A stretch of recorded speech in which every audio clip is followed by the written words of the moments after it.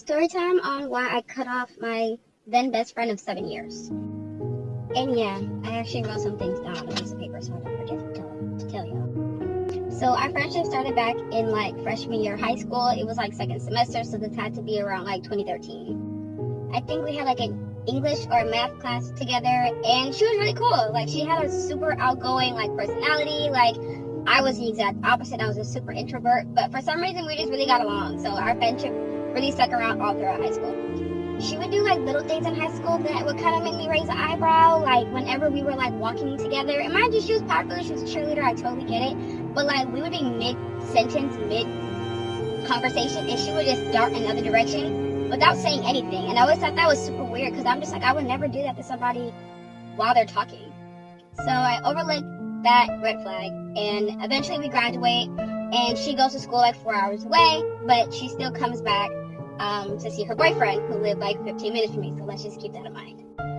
At the time, I was still living with my parents, and the only time she would come to town or ask to see me is when she needed me and my mom to pick her up from, I think it was a train station or the flyaway, to go take her to her other friend's house.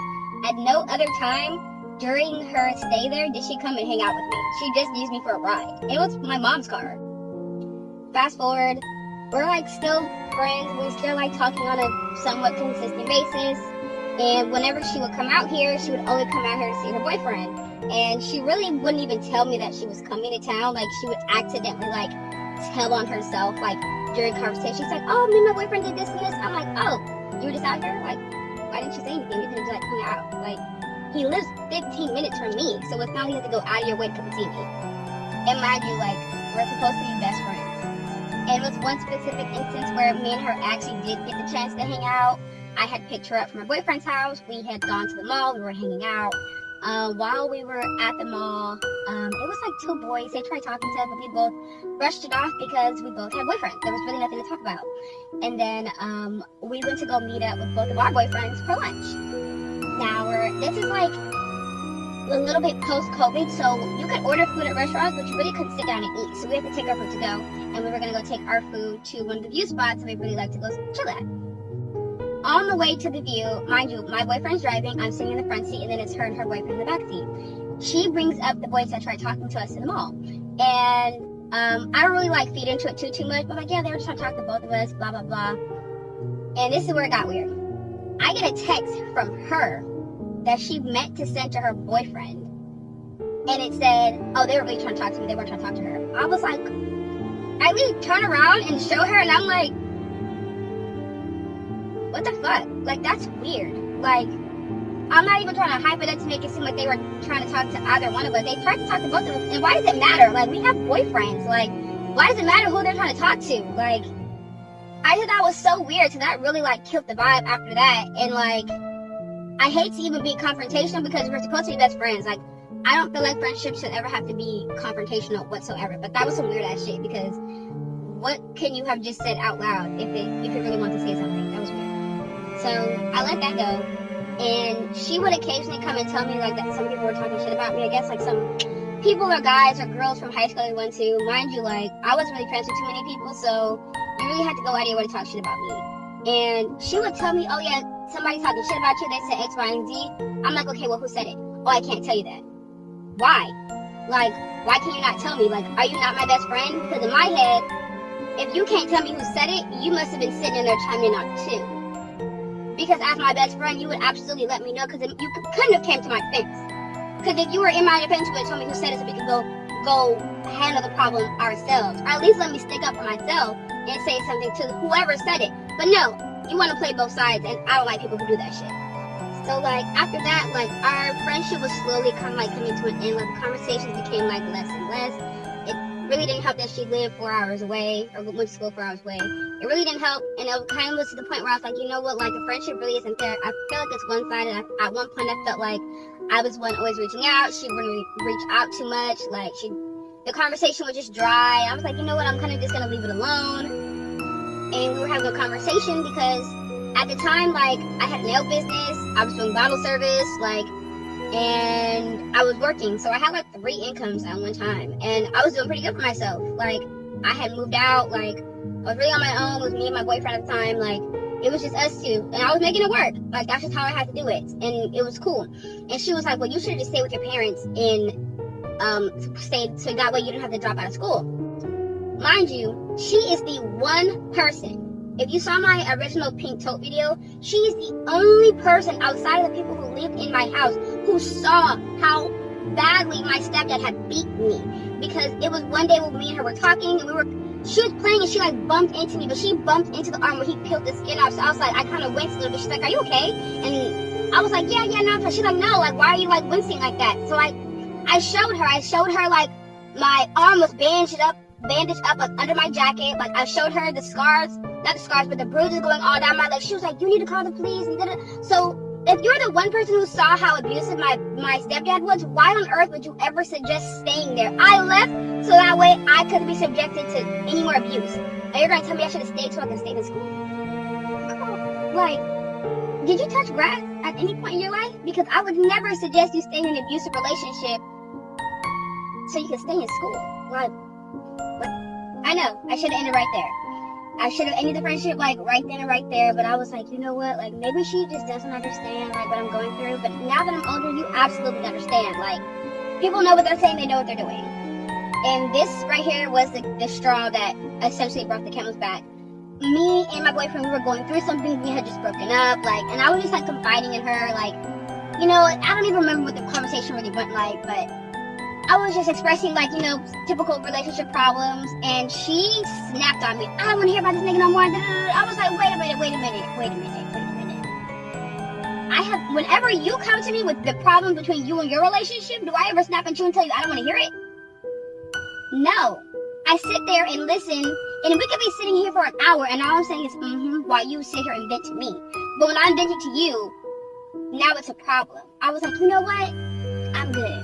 Because I don't let people talk to me any kind of way. I'm sorry. I grew up with really verbally abusive parents, so that's like a trigger for me. You don't get to yell at me. You don't get to snap at me. That's it. I cut it off, right? Cut it off like a dead limb. And I know I'm not the problem because she's reached out to me multiple times over the years trying to like apologize and like rekindle. And honestly, like, I've ignored all her attempts. Like, there's nothing left to talk about. We're all adults here. And I have never in my life snapped at any of my friends, no matter how much stress I was under, no matter how tired I was of hearing about their problems. You're my friend. Why would I not want to hear about your problem? This is a safe space for you to come and vent to. I didn't have any other like real sorts of like, I didn't have a mom. I don't have a big sister. I don't have a cousin that I can go to. So low-key, she was kind of like she was like my outlet. And I'm gonna be real with you, she got a sprinkle of what the fuck I was really going through. I was really taking everything on the chin and not even really telling anybody my problems. I'm out here talking to you about my relationship problems, and you're snapping on me.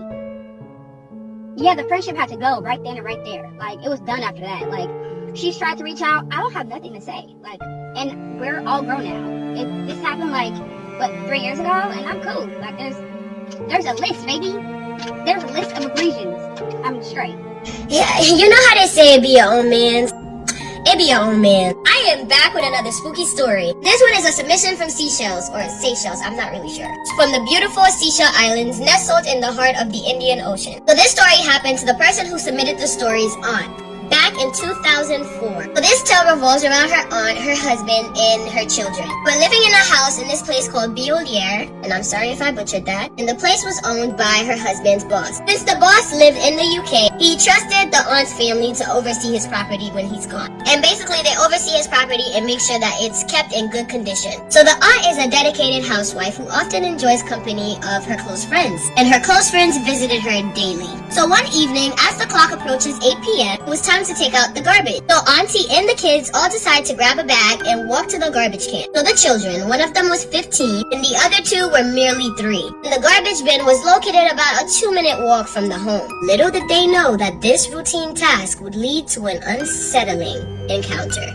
As they made their way to the bin, they spotted a figure jogging, and this figure had on a hoodie. The aunt greeted the jogger with a warm bonsoir, which translates to good evening. But the person didn't reply, and he just kept running. Without thinking anything of it, the aunt discards the garbage and turns around to head home with her children. Suddenly, this unsettling feeling just washed over her. She turned, and she noted the jogger had actually pivoted, turned around, and was headed beelining straight in her direction. And in that moment, the aunt turns around to run when she starts to feel like someone or something are weighing her legs down, as if someone had settled at the back of her legs. And this panic is surging through her. Without thinking about the foot or whatever, she just takes off. And she is running as fast and as best as she could. Keep in mind that she is feeling this weight on both of her legs. She is running and she is dragging the two youngest children along. And the sensation of weight on her legs starts to intensify.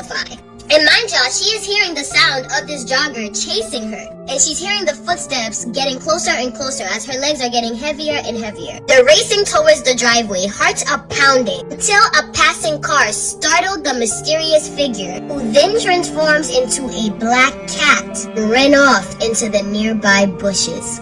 Excuse me? Dazed and terrified, the aunt decides to run inside and tell her husband about this bizarre incident, which is probably not a good idea. But she goes inside, tells her husband, and her husband goes outside to look. The husband is out there looking around, investigating, and he found nothing. No trace of a figure and no trace of even a cat.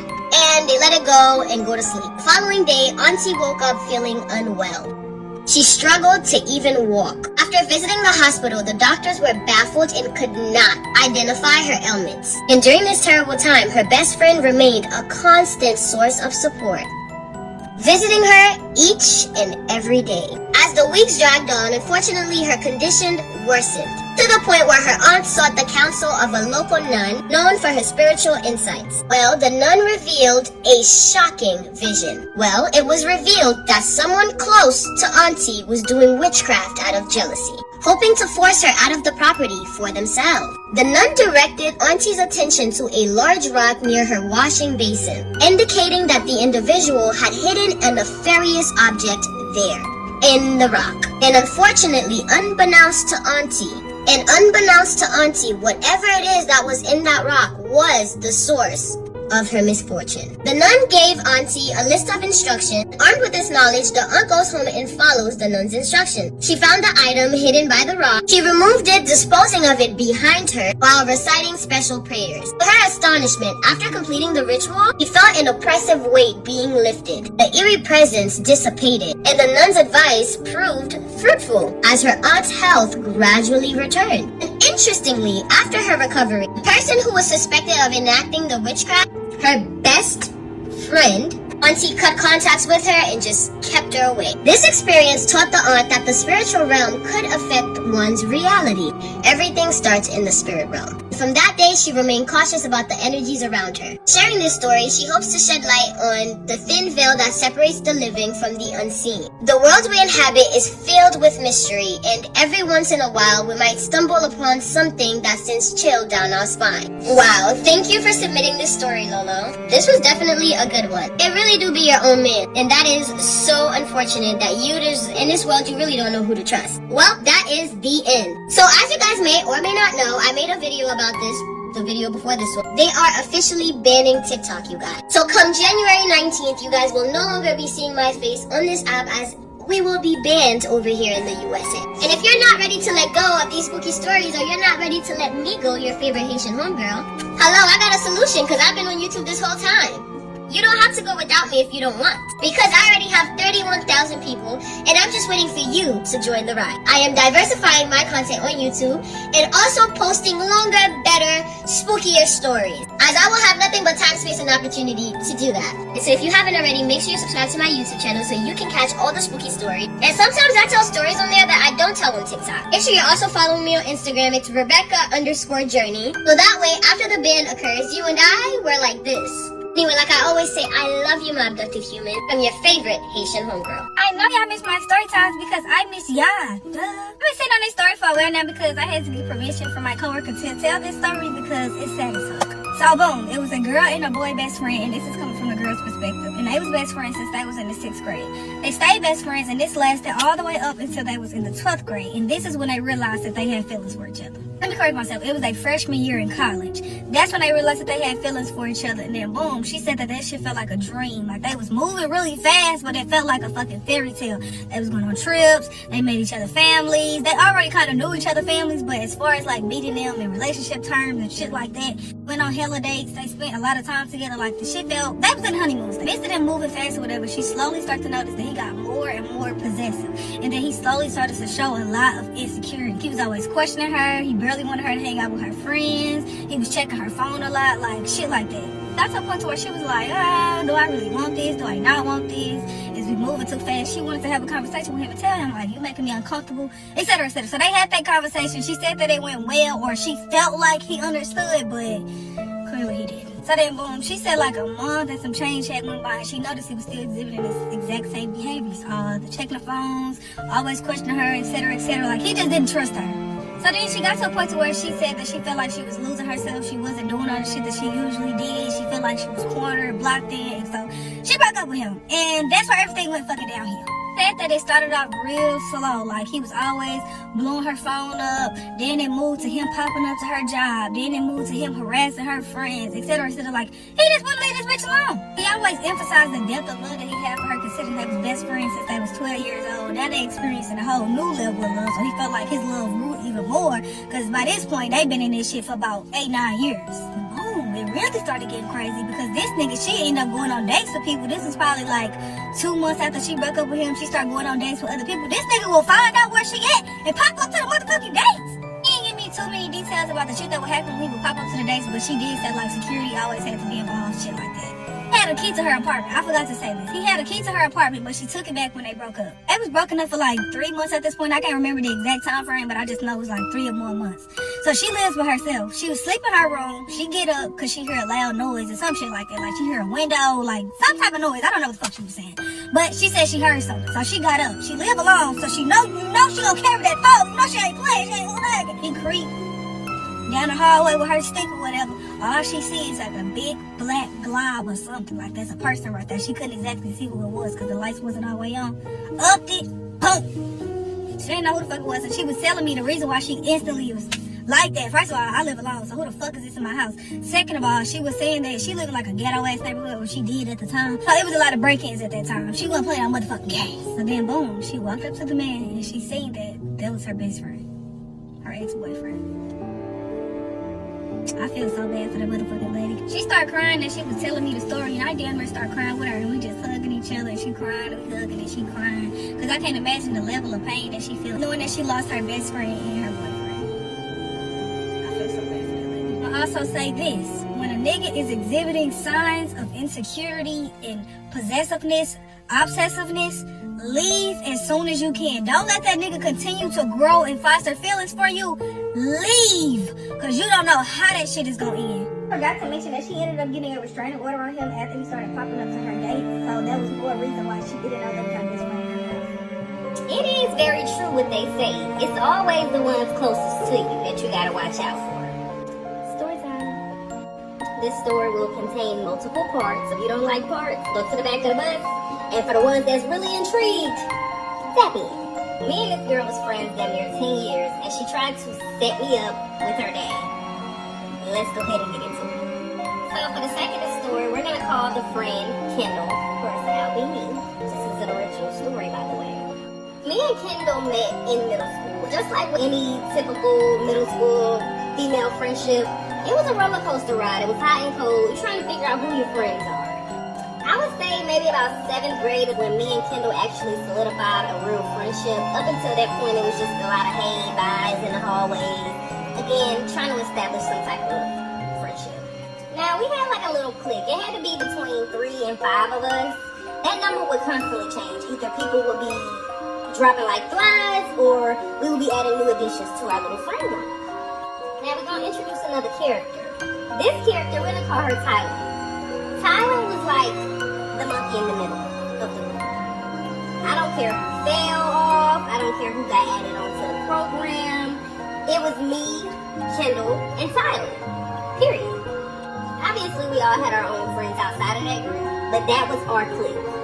So a little background about Kendall. Kendall was African. Her mom and her dad, as long as I've known her, I've never seen them together, but I've always known that she had a good relationship with both of them. Kendall also had like an arm deformity where one of her arms will extend normally and the other one can only go up so high. She would always tell us it was how she got pulled out as a baby. I don't know. Because of all of this made her prone to being more picked on when it came down to the boys in the neighborhood. You know how they say when a boy pick on you, he really like you? I don't know if that was the real reason, but Kendall was always the butt of everybody's joke. So we fast forward, now we're in 8th grade. Now we know we friends. Getting ready to end 8th grade year, going into 9th grade. Now the summer coming up. As you can imagine, we're all spending a lot more time together, so now we're starting to see what we like, what we don't like about each other, what we can take, what we can't take, normal stuff. What I would find is that me and Kendall would constantly get into it. It's like we had a tumultuous relationship. When it was good, but when it was bad, it was not what's up. Now, Tylen would be very neutral, but at the same time, Tylen would play both sides. When she was in my face, she would tell me whatever I wanted to hear or make it seem like, yeah, Kendall is really tripping. But do the same thing when I'm not around. It's only when we would be together, tension would be high, when she would say how she really felt about the situation. It started to become a problem though, because it seemed like no matter what, me and Kendall was really bumping heads. Like, we would play fight, but once we got to a point where it's like, okay, you done hit me a little too hard, now we really fighting. It's one of those like, I gotta watch you. We would argue about petty stuff. At the time, I didn't have the best relationship with my mom. We have an amazing relationship now. But I didn't know when a girl was jealous of you or envious of you. It was just more so I was used to fighting. If you don't like me, I don't like you. Let's fight. I never understood the cattiness, you know what I mean? But hold on. We are not going to ignore that I just ate this install. Clock that tea. Because y'all be clocking everything else. Yeah! So now it's starting to become more serious. We always would meet up at Tylen's house. Now, Tylen and Kendall both stay in the same neighborhood. Literally 6 houses down the road. Where I didn't stay in the district. So I would have to come to Kendall's house or Tylen's house, mostly Tylen's house, and get on the bus with them. Now things are starting to get more intense. It's kind of like I'm really not fucking with Kendall. Kendall's not fucking with me. Don't give a fuck. But it's kind of like one of those, like, I'm not cool with this girl. Like, at this point, we keep bumping heads. Like, me and her have an issue here. Eventually, Tylen caught a clue. She picked her side. And I don't want to say she picked my side just because she was my friend. Tylen had her own issues with Kendall. It just wasn't to the extent of me and Kendall. I almost felt like Kendall wouldn't mind being friends with Tylen as long as Tylen wasn't friends with me. Fast forward, I think I said we were in 8th grade. We're actually in 9th grade now. And at the end of 9th grade year, me and Kendall fight. Looking back on it in hindsight, it's definitely not wise for you to refriend somebody who you done had to put hands and feet on. But if I didn't, I wouldn't be here with the story. Safe to say, Kendall was always a weirdo. But what comes next shows that she was also always very wicked. Coming for part 2. Part 2 of how me and my friend fell out, and the fact that there even is a part 2 is crazy to me because you having that much to say and I could not condense the story in a 10-minute video is wildness. Hater shit. Back to the coming at your motherhood dissertation. Coming at your motherhood would be that you have your kids being watched by a drug addict. Okay, so let's just clear the air on that one. My brother, when he was younger, my brother's 59, so you know, it's been a while for him to just sort of get that out of his system. I consider addiction for the most part like a mental health issue, so if we are going to discuss mental health, didn't your baby daddy go into a 48-hour hold in a psych ward? And also, isn't he on probation for 10 years because he got so emotional he did a bomb threat at his job? And I still think he's a good dad. You know, that really doesn't have to do anything with anything. You're crying on Instagram because you have to be the main responsible parent for your kid, and that's the problem. It's not riches to rags, because bitch, when I met you, you were eating Spam out of a can. I actually still eat Spam, never will stop. Being broke isn't the problem. You mad you have to be a mother for once without the luxury of dropping them off at a babysitter whenever you don't feel like watching them. At this point, I feel like she may be confusing me with my baby daddy. Because that's just never really been me. And like, I just gave you guys like a timeline. Then she goes, this came out of your mouth. You said you wanted 50-50 physical and 100% legal so you can control shit against using them kids as pawns. She's referencing when my baby daddy, who my own attorney was super upset about, was using emotional tactics to mess with me at our protective order hearing back in April. And then I called her saying how unfair it was that he is trying to do all of these things and all I want is 100% control of my kids. But why, guys? So that I could actually pay tuition on time. You know, my son got like a 48-hour like notice. You know, so my sons could actually do their extracurriculars. You know, so my sons could, that's why, because I'm the more responsible parent. So again, every time she uses the phrase kids as pawns, which now my baby daddy uses, my babysitter who doesn't even know how to spell pawns or actually use it properly has used it. It's like, I don't know if anyone really knows the Merriam-Webster dictionary version of pawns, but that would mean using them, right, for like my own sake. I wouldn't be struggling if I were trying to use them for my own sake. Then she's like, you were working on Buddy. That was the name of our business. But you spent more time trying to embarrass your baby daddy on socials than you ever did on Buddy. I needed to be fed, and that's how I ate. So social media is literally how I survived from February 28th. Well, no, I started in April. It's how I survived, right, in like the end of March or like April, eating-wise. You guys honestly have been like a phenomenal blessing, and it's been more than food and money now. Like, your kind message, it's been therapeutic, and I can't afford therapy. Coming for your motherhood is when you have a bad day and you call Carla to pick up the kids because you're on the floor crying like a psycho instead of getting your ass up and handling responsibilities. Yeah, no, so I have the privilege, thank God, at that time that I did have a babysitter, you know? And I don't want my kids to see me crying all the time. So thinking about their emotions, I do drop them off to the babysitter. However, clearly y'all can see that I've been absolutely handling my responsibilities. You know, I have a good job as a paralegal and I've accomplished all these things while the irony is that her ass is still unemployed and then her man like changes like cable boxes or some shit, so.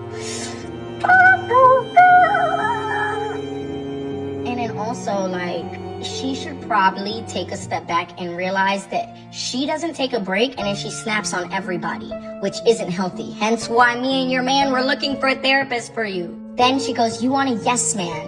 No, I don't, but I definitely don't want these people around me. Then she goes, I'm not working right now because I'm raising and teaching my kids. Girl, do you not remember we be venting to us? No, it's because you can't find a job that would actually be worth the money, so you'd rather just raise your kids. That's really, and teach your kid, that's why. If you would have found the job you like, you would have been out. Then she goes, no, I'm not gonna support you emotionally like that because that's your problem. You always want to be on some therapy shit instead of finding solutions. You know, honestly, as an ex-friend, I do hope one day you actually do take the time to slow down because you are turning into a stereotype. Like the angry mom who just wears the t-shirts and leggings and doesn't do for herself, just snapping at everybody and just angry. You're so disrespectful to your poor man who is nothing but kind. You're just sitting there and just gaining weight, criticizing the world when you're not even that caliber of woman. And you want to know why I think you're doing that? Because you lack the therapy. Because you lack the moment to sit down and cry it out. You are young, you are pretty, you are smart. Girl, you should go to therapy. So now let's get to the fight part, the physical threat part. She goes, when I see you, I'm firing off on your ass, and that's on my kids. So I post some of the stuff she said on Instagram on them tangents that I am no longer doing.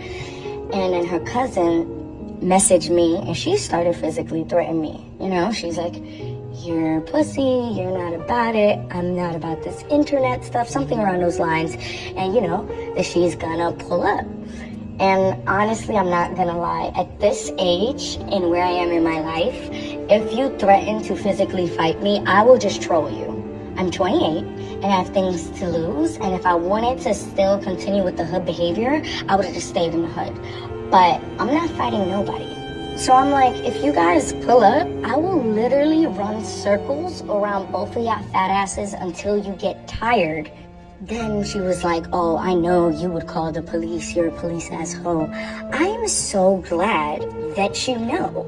I mean, I wouldn't off the strength of her children, but if it weren't for that, absolutely. So let this be to anybody. I do not fight. I will not ruin my hair, my face. I'm too cute for that. I got too much to lose. Your girl might want to go to law school. Yeah. But I'm also taking the opportunity to troll you to make you feel stupid. Because if you attempt, I will literally run in circles and make you try and chase me. Might even go behind your back and do a little tap tap and then run back. Just to upset you. So yeah, her cousin really, I don't think, got the release that she wanted from messaging me. Because then she was like, you're trolling, blah, blah, blah. Yes, because I don't take physical threats seriously at this very grown age. And then yeah, we've been blocked with each other and haven't spoken since. That is what one of my best friends, who was my go-to friend for my vulnerable moments. And it's fucked up because she would always tell me, you know, I love talking to you, especially about the motherhood stuff, because you'll never judge me. I could say whatever and you never judge me. I should have seen the red flag when she genuinely didn't believe that El Gato gave me a black eye until I put on my close friend's story, which is crazy from one of your best friends, but that was really hurtful. This whole shit was really hurtful. This interaction, just because I'm done with you, doesn't erase all the positive that she contributed to my life. And, you know, I definitely know I contributed back. I truly deemed her one of my best friends and forever will for that chapter of my life. Right now, I'm gonna just chop it up to we grew apart, we have different value systems, and such is life. Wish her the best. Before I upload this, I felt like I had to add something. FYI, I'm now about to just make a video about everyone who's done me wrong in this little storm, right? Nobody has the time for that, unless it's juicy. I felt like this one was juicy. But I do want to also say that we're in a new chapter where I have boundaries, and I have been told by a few people, like, you know, that they're sparing me. I just want everyone to know that I'm sparing y'all because God don't want me to come at y'all.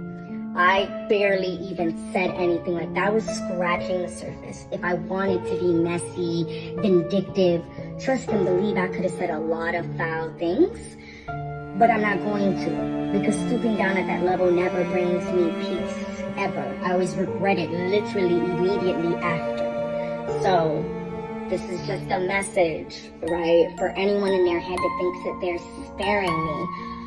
I want to assure you that I'm sparing you. So a little while back now, I decided to end a long-term friendship with one of my very best friends for 3 main reasons that I will get into. I guess sometimes I just self-reflect and I'm like, was I too dramatic or are my reasons valid? I still personally feel like they're very valid, but I'm going to tell you the 3 reasons why I ended this friendship, and I'll let you be the judge and you can let me know if I was being dramatic or if my reasons were valid. I'm just gonna get started with the first one, and that was that she was always late to our plans. And I'm not talking, 10 minutes here and there, 20, 30 with traffic, and not that. I'm talking hours. There was a time where we had seen a restaurant on TikTok that we really wanted to try in Hollywood. Being the good little friend that I am, I was like, oh, book us a reservation. So I booked the reservation, and it was for 8 p.m. She calls me and asks me to push it back like a half hour. I'm still getting ready. I'm just running a little late. Okay, no problem. I got you. I'm ready, but all right. 8:30 rolls around. She calls me again. Can you just call them again and get them to push it back like an hour this time? I'm like, an hour? Like, what are you doing? Long story short, I called this restaurant 3 times. 3 motherfucking times. I am sitting there full beat in my apartment on my couch, pissed. Long story short, whoever answered the phone was like, listen, girl, like, no, I can't push your reservation back more. We're already busy. We have a lineup outside the door. Like, you're not coming, obviously. So we didn't make it to that restaurant that night. We didn't get to go. And do you want to know what time she showed up to my house at? 11 p.m. This was all the time. I'm not saying it was always 3 hours, but it was an hour and a half. Plans were constantly getting pushed and shifted all the time. Well, reason number 2 for the friendship ending was that every time we would hang out, okay, listen, hear me out. I know that when you're in a relationship, all you want to do is text and talk to your partner and, you know, your whole world, that's your whole world and your whole life. I get it, all right? I get it. I've been there. But it is so annoying to be on the receiving end of that as a friend when you're trying to be present in the moment and talk to someone and they're just be texting him the whole time. And not only that, but they would be calling. Okay, they live together, mind you. He would call her, say we hung out like for 3 or 4 hours, he would call her at least once every hour for something. What are you doing? I miss you. Oh, I'm just on break at work. Like one night, she was over at my house, and we were making banana bread.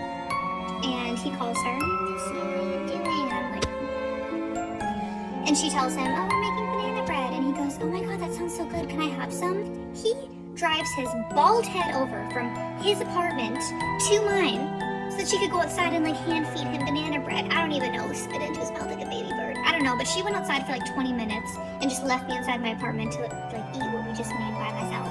Kind of felt like she was never present with me.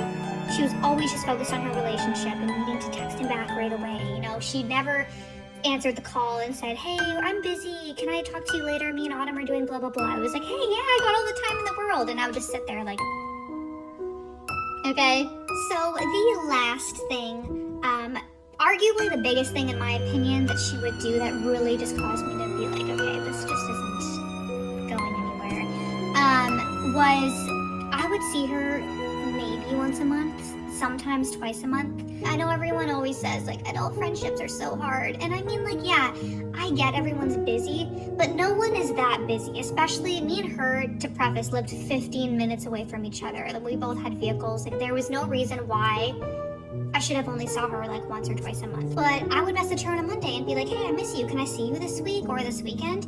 And she would constantly go, oh, I'm actually booked up for the next 2 weeks, but you know, I could pencil you in like the 3rd week of this month. And I'm just like, I don't want to be penciled in. Like, I don't like how that sounds. Just started to take a look at this friendship and I was like, well, it's not growing in any way. It's not thriving. I hardly see her. And then when we do see each other, we're not really bonding or connecting because she's like texting her boyfriend the whole time or calling or leaving me inside to go hand feed him freaking food. She clearly has no respect for my time and doesn't really value our time together. So what is this friendship giving me? If anything, I just feel extreme resentment towards her all the time. The thing was that she was very sweet, very loving, very empathetic, had great advice. She was genuinely like a good person. Yeah, I don't know what to make of it, but I don't know if I just wanted to ask you guys, like, am I being dramatic or are these valid reasons? I had to beat the shit out of my best friend over a bitch I didn't even talk to or know. So the story takes place in 8th grade at lunch, recess, whatever you want to call it. Now shit was really going on, so I was just chilling, you know, with the people I usually fuck with. Mind you, y'all, I've been best friends with this girl for like years. I'm talking like 4 or 5 years at this time. We started falling out like a good week before this because her boyfriend choices, I didn't really like who she was talking to. I just felt like he wasn't shit and he was like an evil ass person, so that's really a reflection of you. Like, if you like that, cool, but at the same time I didn't want him to be around me, so she decided to stay around him versus stay around me. Either way, I didn't give a fuck. It was still love, just like stay over there. So she started hanging out with like his cousins and friends and stuff like that, and I still hung out with like our people that we used to be cool with. Well, she used to be cool with. So like 2 weeks later, since we started being distant with each other, she came up to me randomly on a motherfucking Tuesday, bitch, 8 o'clock in the fucking morning. Keep in mind, y'all, I was very like ahead of my time. When I say that I was ahead of my time, I mean like I was very like strict on the same morals I have today as an adult. I was like, if I don't talk to those bitches, you don't talk to those bitches, and vice versa. So basically, the little girls that they used to hang out with, whatever, mind you, I haven't talked to her in 2 weeks again because we had a falling out, kind of, sort of. Like, it wasn't like no beef or nothing. It was just natural. We just drifted apart. So she comes up to me on a Tuesday morning, 8 o'clock in the fucking morning, mind you, and she's like, so why was Leprechaun telling me that you were talking shit about me? And I was like, girl, what? My first initial thought to this was really believe him. Because at the end of the day, if I don't talk to that bitch, what makes you think that I feel comfortable enough to go tell that bitch a secret about you? I don't even like that bitch. So I straight up ignored her question because you knew me for 5 years to know how I was going to react to it. Don't come over here asking me no stupid shit like that. If I ever had a problem, I would definitely bring it directly to you, to your face, because I think it's weird to sit there and talk about people, especially when they don't put no money in your pocket or none of that. Plus, I've never been scared to fight nobody, so if I really had a problem, at this time in my life, actually, I loved and enjoyed fighting. I'm not even gonna hold you. So, I wouldn't have gave a fuck to tell her shit. So anyways, I turn around and I walk away, and then a crowd starts forming around her because she starts talking shit. All of a sudden, to the whole entire fucking playground, this bitch starts spilling every trauma, like, and I don't confide in everybody. Like, I'm not the bitch that even told Apple any of my fucking secrets. She didn't know shit, like, about my traumas. We was just cool, but we wasn't fucking, like, best friends, bitch. Like, what? So she hits me with the, bitch, that's why your dad died. Nobody knew I was fatherless, bitch. Now everybody in this motherfucker knows I'm fatherless. They can use that against me, ho. So now I gotta beat you the fuck up. My friend, what are we gonna call her? My friend, we're gonna call her Princess. My friend Princess at the time was like, hey, yo, that shit's not fucking cool. Like, don't do that shit or whatever. So she tries to, like, separate and get in between us and whatnot, because I'm literally standing there while she's going crazy, barking up while circles forming. I'm just like, this girl's really just talking. Like, I know you in real life, you're not like that, so I don't know why you're trying to do that with me, but whatever. So she walks up to Princess, and she's like, Princess, get the fuck out the way, I'm finna get this bitch. Bitch, we're in a playground, you have every space and opportunity to go around her, but whatever. So she walks up to Princess and starts fighting Princess. Not gonna lie, Princess was Muslim, so she had like a hijab on and stuff like that, and that bitch had thumpers. So she did hit her with the quick 1, 2, 3 and like slowed her back a little bit. She did drop her, I'm not gonna lie. But none of the bitches at that school were fucking with me, and that's on my daddy. Like, that's on my daddy.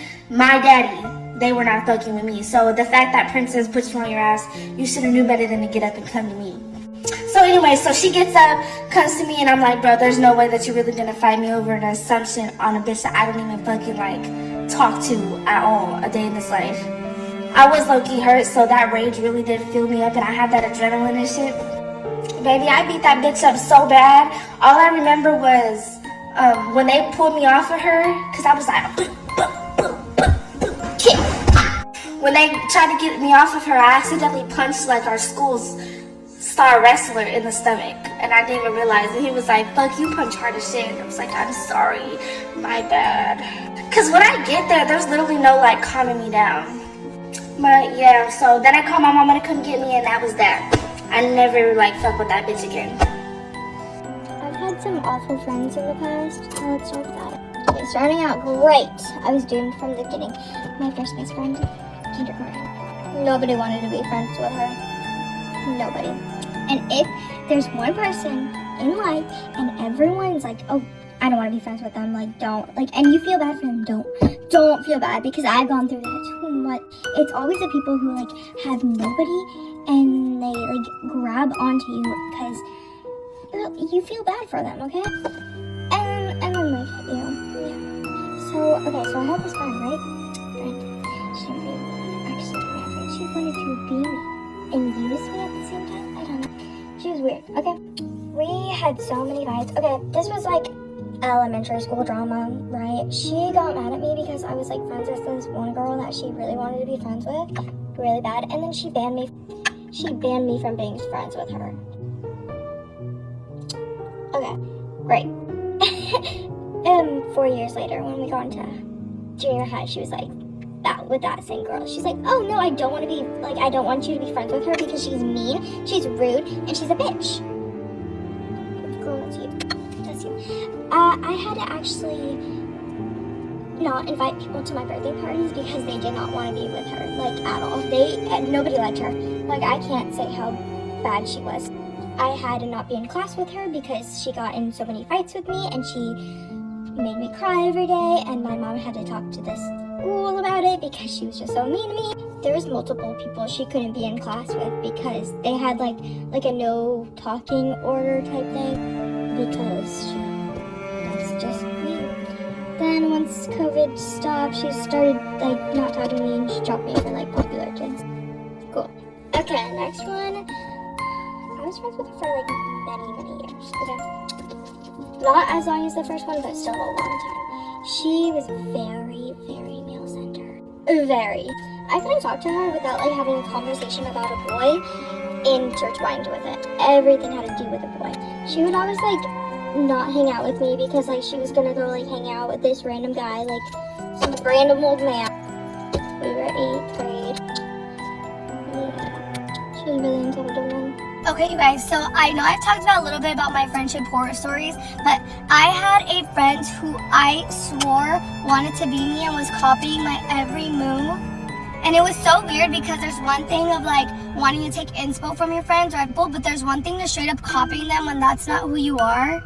And when I first met this girl, she was so different compared to like after we were friends. I found this note when I was packing and I want to share y'all because it's actually crazy. They wrote me this note and I just wanted to share. Hi amiga, I look up to you in the way you embrace your true self. You're an advocate and outspoken person. I hope to one day be a little bit like you. All for this person who wrote this to do me so dirty. This person was the person whose cousin hit my boyfriend's car. It was a person that told me about the rumor that one of my old friends from the friend group was starting about me and talking about me, all for her to end up being friends with those people. To degrade me, compete with me. She would talk crap about my apartment, saying like, oh, why did you decorate your apartment? Like, you're only gonna be here for a year. It was giving very hater vibes. Anyways, I may be exaggerating and I may be like taking something and like, it's not that deep, but I don't care it is that deep to me because there's a difference between saying to someone like, I hope to be half the person you are, or like, you inspire me, but not, I hope to one day be a little bit like you. I don't think I've ever told anyone that. Well, because one, I wouldn't want to be anyone else but myself. I digress. Anyways. Hey guys! Welcome to Maddie's. I've never been here. Sean's been here so many times. So we've been friends for... How many years has it been since 6th grade? 12 years? 12 years. Right. Let's tell the camera our biggest fight ever. It was actually... We had a really big argument. You can tell your side of the story. I'll tell mine. So, 6th grade. You know how you get those like long chainmail things? It was like you have to send it to 10 other people, blah, blah, blah. Yeah, so anyway, John got one of those from somebody, another friend, which is crazy she had any other friends besides me. Anyway, she sent it to me, and I had a little flip phone, like this little plastic, it's like a Sprint flip phone. And so the text came through. It only sends like 30 characters at once, so it came through in like a million different texts. And I was like trying to go to bed or something, and I totally lashed out on her. I was so mad. She was so mad at me. Like, my side of the story is that I just sent her chainmail, and I sent the one message. It was like, send to 10 friends or else you'll like die. And I believed it. So then I sent it to her just once, but then she like blew up on me and was like, it's literally 2 a.m. I'm trying to sleep and you sent me 100 messages and not even I was really mad. And the next day it was awkward at the gym, but then we like got over it. We had like PE class together, and like it was just kind of weird. And then we discussed it like adults, and We discussed it like adults because we were really adults at age 11. that's why we're friends today, because we got over it. Yeah, may a fight like that never find us again because it was really scary and really intense. Yeah. Okay. Thanks for watching. Story time before my best friend and I fought at a bar and almost went to jail. Okay, so this was a couple of years ago, and me and my friend used to go clubbing all the time. That was like the thing to do for us. We were like 21, 22 when this happened, and this is an important part of the story. Okay, as I'm starting off here. Anyways, we were going out with my friend Giselle's coworker. Her name is Angelisa, something like that. So we were getting ready at her house. We're just getting ready, talking, doing our makeup, you know, and she starts saying like, if any one of us has a problem with anybody, we need to make sure we have each other's backs, because it gets crazy and bitches get dumb, blah, blah, blah. Like, she's just, you know, ranting, going on about that. We're like, yeah, of course, like, we're going together, why would we not have each other's back? Whatever. So we get to the bar, my friend Giselle, her sister, and her sister's husband met us there. So we were all drinking together, dancing, we were kind of hanging out like by the wall. There was like seating, kind of like just like a flat table, and then the bar stools were right there. So me and Angelisa were sitting there, and then Giselle, her sister, and her brother-in-law, they went to go get drinks. And Giselle came back. She was like, you know, mad because there was some girl. I think the girl was trying to get at her sister's husband. So that girl was yelling at Giselle and her sister, and then Giselle and her sister were yelling at her. And so we're telling Giselle, like, you know, fuck her, like, ignore her. The bar was about to close. I think there was like 30 minutes left, so we're like, now, like, you know, it's about to close, just whatever. And so it turns out that Angelisa knew that girl, so she was like, oh, we're talking about problems, blah, blah, blah. We're like, okay, but we were just saying, you know, you were just saying, like, we need to have each other's back. We're not fighting or anything, but, you know, keep that in mind. Whatever. So the night's going on, that girl's just being dumb. We were getting another drink, she passed by, she walks Giselle, and we're like, fuck that, whatever, it's we're closing, like, the bar's closing already, don't do anything. On our way out, we're walking out, and I turn around, and Giselle and that girl were just fighting, like, stalking each other in the face and the head, like, it was crazy. The security guard tackles Giselle, and Giselle's on the floor. That girl was up against the wall by the door, so she's up against the wall. Giselle's right in front of her on the floor, the security guard is right on top of her, and that girl's laughing at her, and obviously my friend's like, you know, it's her first fight, so she's upset, like, yelling, like, for us to help her. So I tell the security guard's back, and I start stalking that girl, because I'm pretty small, and that girl was big, like, she was tall, and she was, you know, she was a big girl, she was pretty chubby. So I start stalking that girl. We look over, and that bitch Angelisa's crying, not doing anything. And then the security guard's yelling at me, like, get the fuck off my back, or I'm gonna throw you off, and this and that. The cops are there, so I get off. That other girl's, like, screaming at us, we're screaming at her. Obviously, they're keeping us apart, you know, the security guards, the cops, whatever. So Angelisa goes and checks on her friend, and we're like, what the fuck, like, whatever. So we start telling her, like, what the hell, like, why are you fucking crying? So yeah, that's over. Then the cops tell us, like, if you guys don't have anybody sober to take you guys home, we're gonna take you guys to jail. Like, you guys just fought, you're, you know, drunk, which we weren't drunk, we were buzzing, but still. So we go home with Giselle's sister and her husband. Well, they actually drive us to Angelisa's house because we got ready there, and we went to Angelisa's house in Giselle's car. Mind you, we got ready there, like I said, so our shit's inside her house. And we're calling her, we're fucking knocking on the door, she's not opening the door, we know she's there, the lights on, we hear her with some guy there. So we're just fucking banging on the door, we're like, bitch, like, give us her shit. So she hands over her stuff. My friend just had money in her bag. She had a lot of cash. I don't know why she had a lot of cash, I don't remember. But there was money missing, which obviously was great. Fucking Angelisa was checking out the guy that she was with. So we're fucking texting her and calling her. So we're like, you know what, like, let's just go. So we're just sitting in the car, like, hanging out, talking, upset. But yeah. Yeah, that's the story of going to fight. Fuck that bitch Angelisa. Just if you see this, I love you, bitch. Alright, so story time why me and my best friend Maddie got into a fist fight. So me and Maddie have been best friends for 3 years, and this was last year in December. And she was dating this guy, and this guy decided that he was going to tell my boyfriend that I was hooking up with a girl that was actually a friend of mine, and then we were staying over at each other's house and, like, hooking up with each other. Well, this caused a huge fight between me and Maddie, and so we blocked each other on everything. And fast forward to about a month later, which was January something, me and my boyfriend, we went on a date, and he posted a picture of me on a story, and I was wearing a Kendra Scott necklace.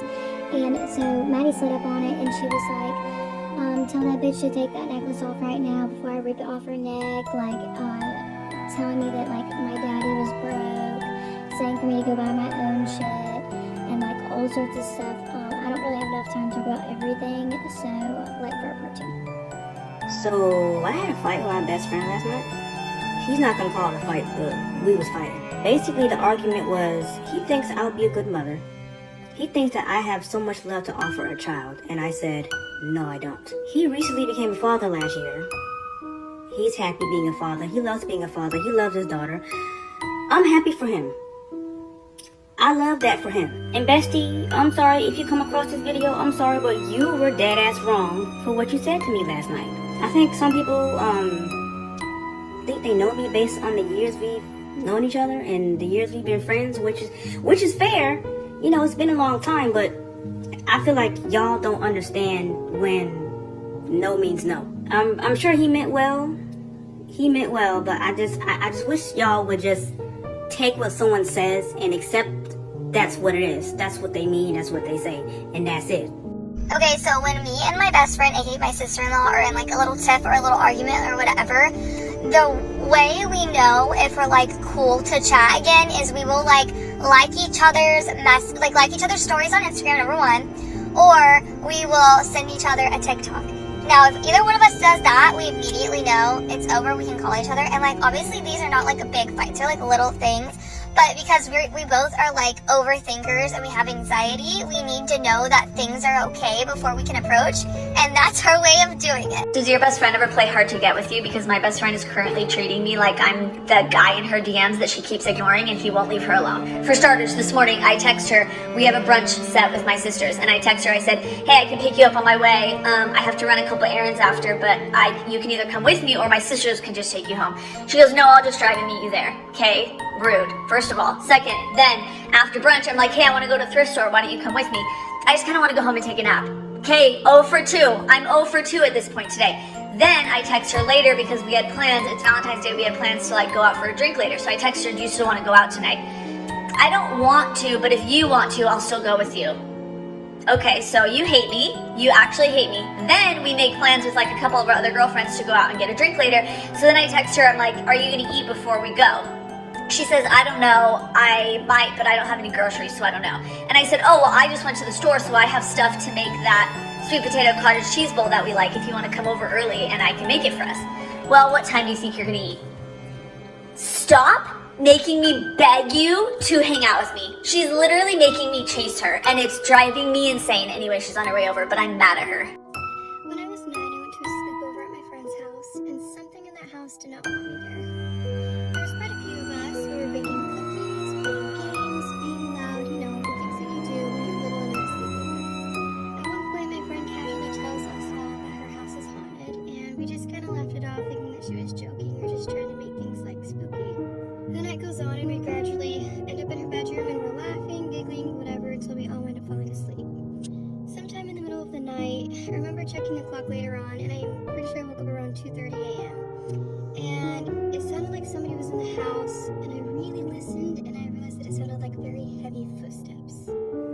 They started to come up the steps, and they were really heavy, like wearing boots, and almost the boots that have like a steel toe or just some kind of metal on them.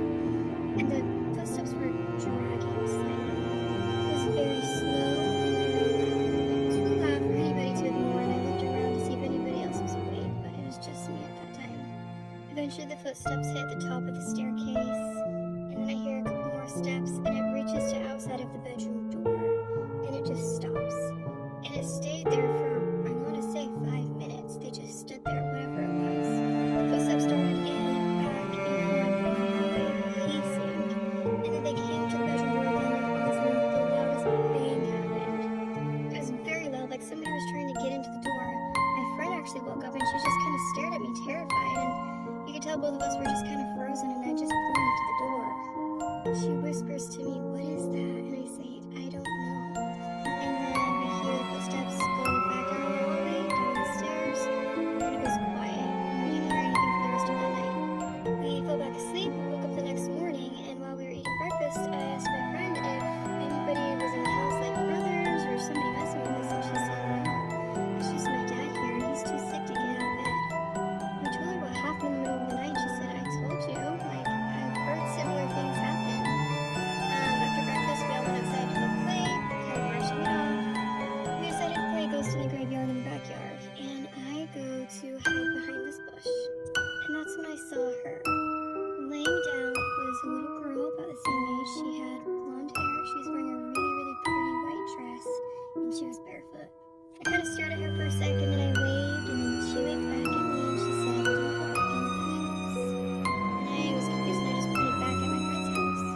I asked her why, and she didn't answer. And so I asked her again, and she just said the same thing. She said, don't go back into that house. After that, she stood up and she ran off, and my friend came over, and she said, boo. And I said, oh, did that little girl give away my hiding spot? And she said, what little girl? I didn't see another little girl. She said that I was sitting there alone the whole time. I found out a couple things a couple days later that made it even worse. We found out that there had been an unaliving that happened in that house, and somebody in my friend's family was involved. And I never went back to that house again after finding that out. Get ready with me while I talk about my horrible, really, really weird Bumble BFF experience. If you're one of my friends watching this, you've probably heard me tell the story like 5 times, and part of me just needs to record it so I don't have to keep telling it. I can just show people this video. So for those that are not aware, Bumble has a app just for making friends. And so I recently moved to Charleston, and making friends in a new city, or just making friends in your 20s in general, is the absolute worst. So I was like, okay, you know what? I'll make a profile, I'll try it out, whatever.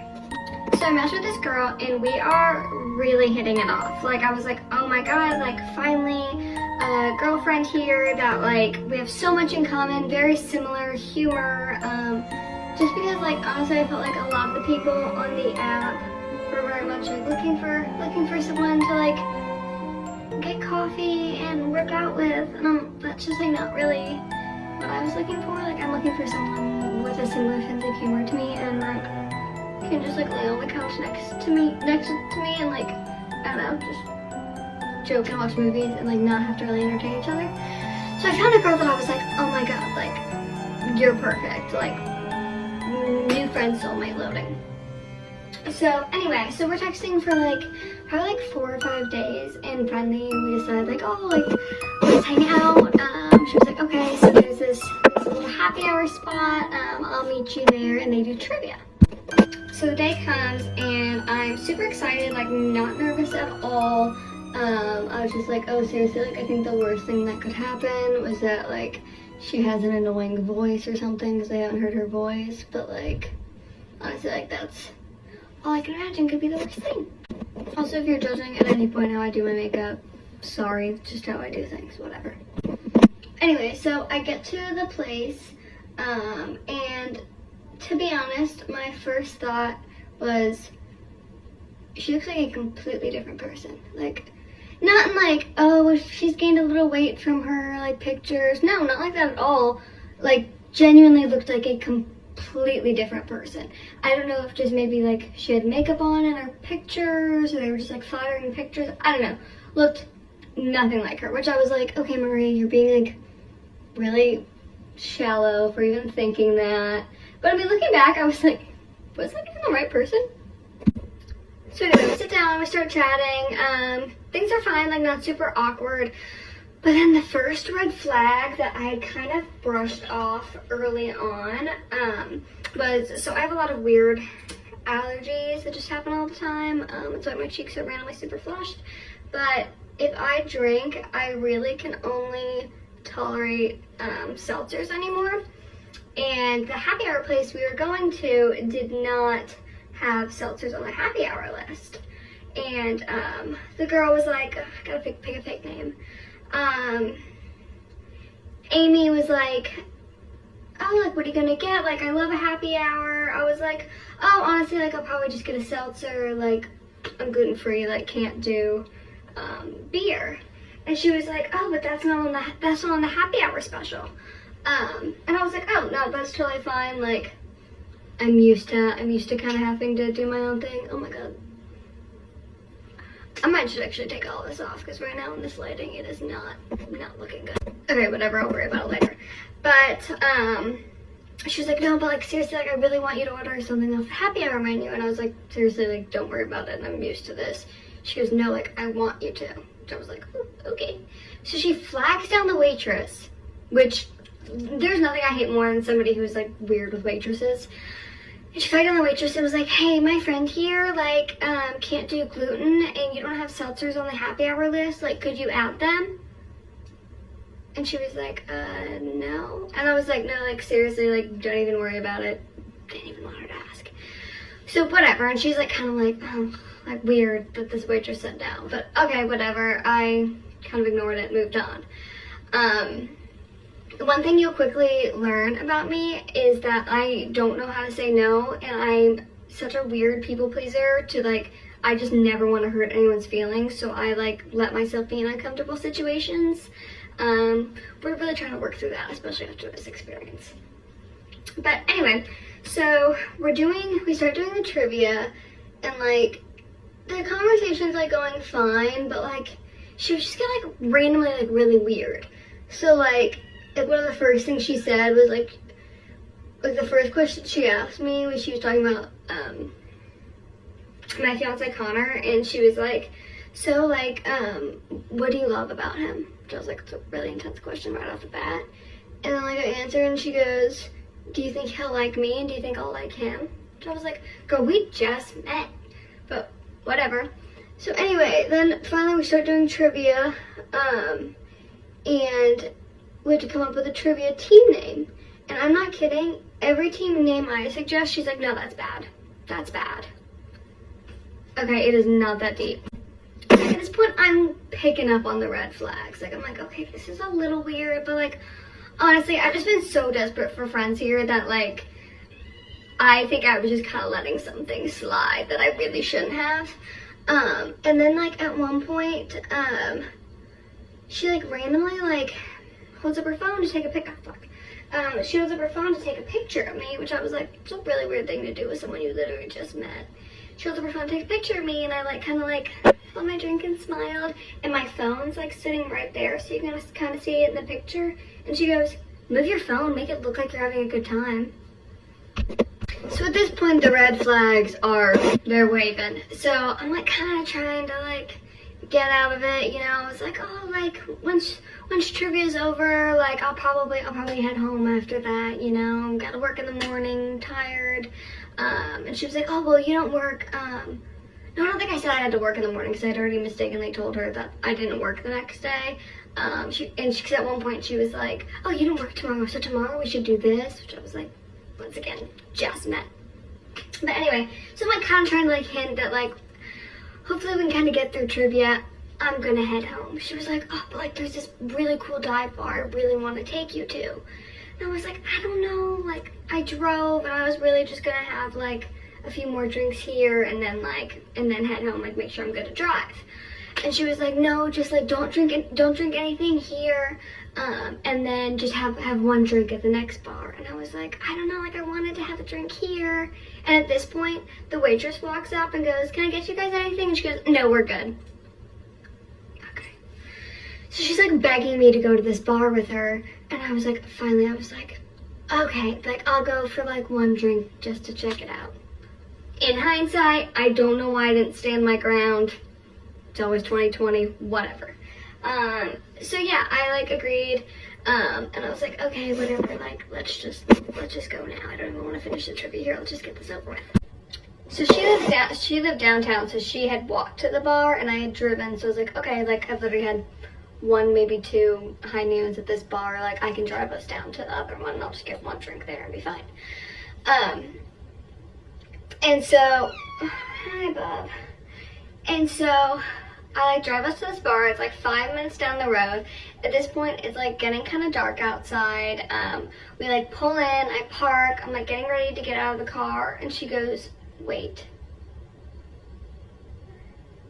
She goes, what is a song that means a lot to you?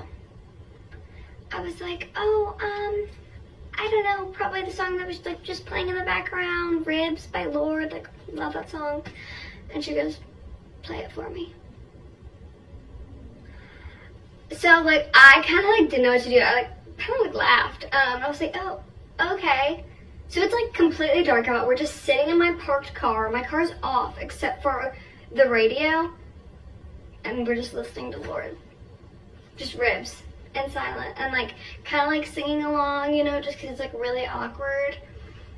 Anyway, in the middle of the song, she reaches over, grabs my hand. It was like the weirdest like fight or flight response, or like, what is it, fight, flight, freeze, or whatever. I don't know. All I know is I froze. I literally was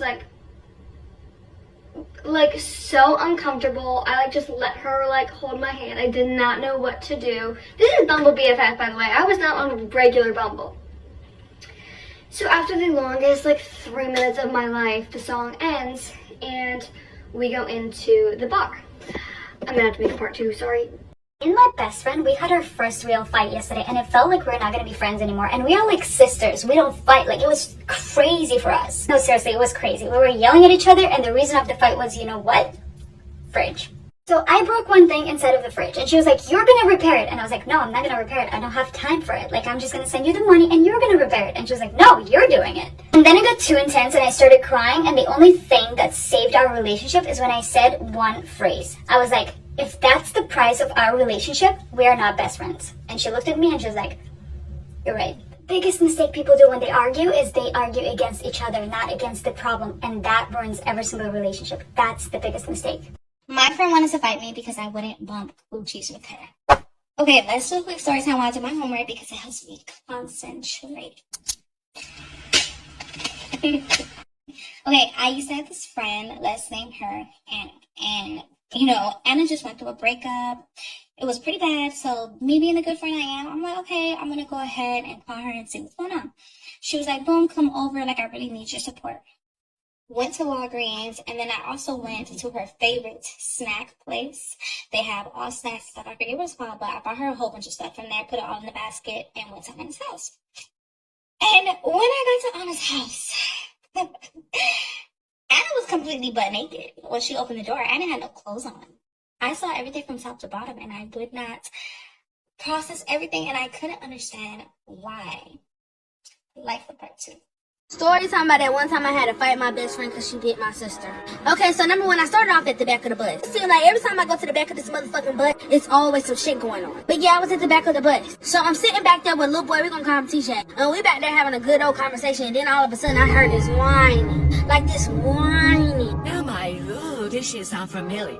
And I'm thinking, oh shit, this is my sister. So my sister's spidey senses start going the fuck off. So I'm like, why the fuck is my sister crying at the front of this bus? So I get up and I'm going towards the front of the bus. I see my damn best friend. We're gonna call her Dee Dee. I see her get up from the seat with my sister and go to a different seat. So by this time I go to my sister, I'm like, what the fuck just happened? She talking about some, Dee Dee just bit me on my hand. and I'm like, she bit you. That's exactly how I said that shit. She bit you.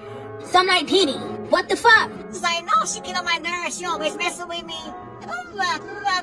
I said, Dee Dee, Get up. like, fuck it, get up. Dee Dee gets the fuck up. But by this time we arguing. So my mama, she had this one rule. I couldn't get into no fights unless they hit me the fuck first. So by this time I'm telling Dee Dee, I'm like, Dee Dee, hit me, bitch. Cause by this time I'm about to whoop your ass. I kid y'all not, Dee Dee smashed the dog shit out of my black ass. I mean, she cocked that motherfucker back and put all her might into that shit. I'm telling y'all, when somebody punch me in my face and hit me in my face, bitch, it's like a perk I like all the way the fuck in. It's like automatically I'm just throwing them bitches with you. So by this time I'm squared up, boom, boom, boom. So mind you, when we were fighting, we were like one seat across from each other at first. So boom, she was like in one bus seat, another bus seat between us, and a bus seat right here. So she smacked me across the bus seats. So by this time, like, we fighting and shit, we done got into the aisle. We really throwing them bitches. Hand for hand, hand for hand. What they say, ball head for a ball head, ball head for a ball head. Next thing you know, bro, I kid y'all not, I start getting irritated again. Because I told y'all when I get irritated while I'm fighting, I start doing devious shit to people. So by this time, I done sat up here, grabbed this girl, slunk her into the motherfucking seat, and I done got on top of her and I started hitting her ass. Boom, boom, boom. I hit her a couple times. Because it's like, bitch, you was still my best friend. I still got love for you. It's just out of respect of my sister, bitch, you bit her. So by this time, I told her, I put her ass, said, apologize to my sister right now. And she apologized to my motherfucking sister. And I told her, her ass better not motherfucker sneak me. And she didn't sneak me, y'all. And I went to the back of the bus and I sat back down and I continued my conversation. And the bus driver ain't do a fuck ass thing but write me the fuck up and got me suspended off of that bus, okay? When I get to my car, I get a text that says, I don't want to be friends anymore, take care. If someone tells me they don't want to be my friend, that's cool. You don't have to be my friend, I have enough. What you're not gonna do is silence me, because I got some shit to say, bitch. I was gonna keep it cute. But now I gotta tell you about yourself, because you're acting so weird. Like, why are you being weird? Because I wanna leave? I'm not gonna share the text messages, because honestly, I wasn't my highest self. I told her that she's acting fucking weird. I suggested that she get some therapy and that she learn how to communicate better. Why would me leaving disrupt you like that? I can understand someone being a little disappointed that you're ending the party soon. Not like I'm just leaving to leave, but like, even if I was leaving to leave, why can't I leave? Like, this was so perplexing, so disturbing to my peace. I don't like how she reacted to this. Like, why just be like, I don't want to be your friend? Like, why was that the starting point of that conversation? I don't like that kind of communication. Also, no offense, we just met. Who's to say we were friends? We were acquaintances, but whatever. Even if we could resolve this issue, which I don't think we could, you acted weird too early on. Like, there's a threshold. You have to act weird like at least 5 friend meetups in. Like, if you're acting weird on the first friend meetup, like, that's a huge red flag, a red banner at this point, and nope. But the thing is, even if in some world I could make it past this, there's a fundamental difference between us, because I'm a type of person who likes to leave when I'm ready to leave. You can ask any of my friends. When Tyla's ready to go, Tyla's gonna call her Uber. She will see you later. Like, that's my thing. I hate being anywhere for a second longer than I'd like to be. Y'all let me know. Like, was I wrong in this situation? Like, call me the fuck out. Am I the asshole? True story, I had this friend that was in my life. We weren't always the closest, but we were always in each other's orbit. We would always support each other from afar. She was just someone that I always loved and cared so deeply about. So anytime she would ask me anything, what podcast mic are you using? Like, she had asked, can I work with your manager? Do you care? Literally, I'm the kind of friend where I don't care. Anything that you ask of me, I'm going to give it because I want to see you win. I just think that way. It got to a point where I just started having dream after dream after dream after dream that this girl was doing witchcraft on me, on my husband, putting curses on us. And I just couldn't understand it because I was like, I don't see that with my physical eyes, and obviously I'm not going to see that, but I just couldn't reason it in my mind, so I kept her around longer than I should have. And I started to notice that the very same things that she would comment about wanting in my life started to dry up for me, and then they would start for her. It got really weird because at one point, my manager started calling me by her name. Mind you, my manager's always been really professional, never, ever, ever did that. But she would be in communication with brands, calling me by this person's name. It got weird. Mind you, at all this time, the dreams never stopped. It got to a point where I had a dream where I could actually see on her phone the curses that she was putting on me.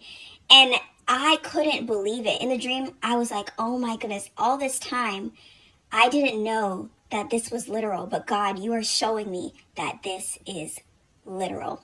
I woke up from that dream and I was like, okay, I know what I have to do. Brought it to a spiritual advisor person and brought it to two really trusted, discerning friends who were like, you need to cut it off. You need to cut it off. You need to cut it off. I'm so glad I did. Anyway, when it was all said and done, this person hasn't been in my life for quite some time now. I had a dream more recently that she was trying to pull on my hair. And when I turned around, I noticed that she was the one taking my hair. And she was saying and admitting to me in this dream, hey, I was taking your hair to put into this thing so that she could draw power from it. And I remember thinking in the dream, like, oh, heck to the nah. I pulled everything, all of my hair strands out of her hands. I took everything from her, and she ended up leaving defeated because she had nothing, and there was no way that she could pull on me anymore. I'm sharing this to say that even when you cannot see with your own eyes, trust your discernment. God has always spoken to me through dreams, always. And my dreams do not fall to the ground. If I dream something, it's come to pass many, many times. I have a track record of my dreams coming to pass. And when I started having those dreams, I didn't listen because I didn't see it with my own eyes until I started seeing things manifest in the physical. Listen to me today. Be discerning. Trust what the Lord is telling you, even if you can't see it with your own eyes, because it will cost you.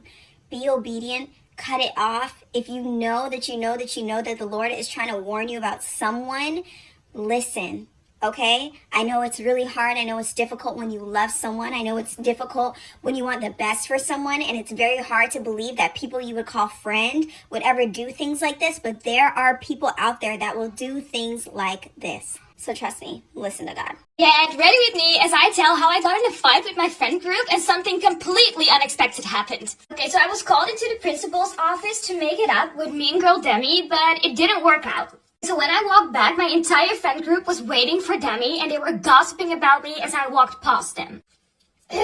Week after this, we had spring break, and when I came back, something completely unexpected happened. During our first lesson after spring break, Lola, the girl who gave me an insane attitude, came to me and asked me if she could talk to me. I walked outside of the class, and she gave me a card with on there an entire paragraph on how sorry she was and how much she missed our friendship.